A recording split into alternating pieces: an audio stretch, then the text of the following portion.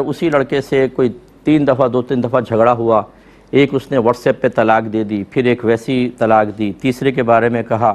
کہ میں طلاق دے رہا ہوں، لینی ہے، اس نے کہا کہ مجھے نہیں لینی، تو یہ کیا حکم ہوگا؟ دیکھیں جب لڑکا 2 طلاقیں تو آپ مان ہی رہی ہیں کہ ڈائریکٹ وہ دی ہیں طلاقیں، وہ 2 ہو گئیں، اور تیسری جو ہے جب یہ کہتے ہیں کہ میں طلاق دے رہا ہوں تو یہ حال کے الفاظ ہیں، اس سے فوراً طلاق واقع ہو جائے گی، اور اس میں لڑکی کی مرضی نہیں ہوتی کہ لے رہی ہو طلاق تو میں دیتا ہوں ورنہ نہیں، اس نے کہا میں طلاق دے رہا ہوں، لوگی یا نہیں، تو یہ بالکل طلاق واقع ہو جائے گی چاہے لڑکی ہاں کہے یا نہ کہے۔ تو یہ تینوں طلاقیں ہماری جو رائے ہے اس کے اعتبار سے تینوں طلاقیں واقع ہو گئی ہیں، اور اب بس یہ دیکھا جائے گا کہ اگر نکاح کے بعد جسمانی تعلق باقاعدہ قائم ہو گیا تھا یا پھر خلوت صحیحہ ہو گئی تھی، جیسے بھی تھوڑی دیر پہلے میں نے مسئلہ بتایا،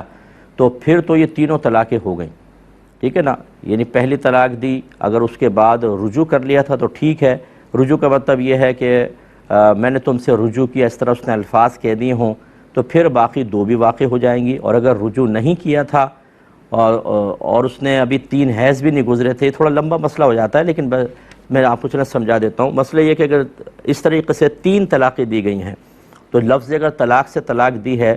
تو اس کے بعد جب تک 3 حیض نہ گزریں شوہر رجوع کا حق رکھتا ہے،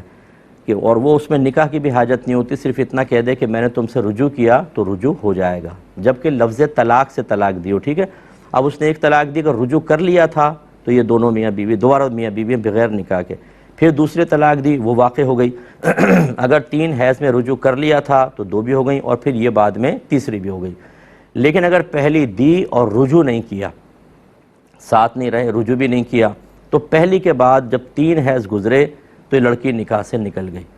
یعنی جب کہ جسمانی تعلق قائم ہوا، یہ خلوت صحیحہ، اس نے ایک طلاق دی، 3 حیض گزر گئے، اس نے رجوع نہیں کیا تو وہ نکاح سے نکل گئی، جب نکاح سے نکل گئے تو میاں بیوی نہیں رہے، اور پھر وہ 2 طلاقیں بیکار گئیں۔ لیکن اگر یوں ہوا تھا کہ نہ خلوت صحیحہ ہوئی نہ جسمانی تعلق، اس نے کسی بھی لفظ سے طلاق دی، تو وہ تو پہلی طلاق سے ہی نکاح سے باہر ہو جائے گی،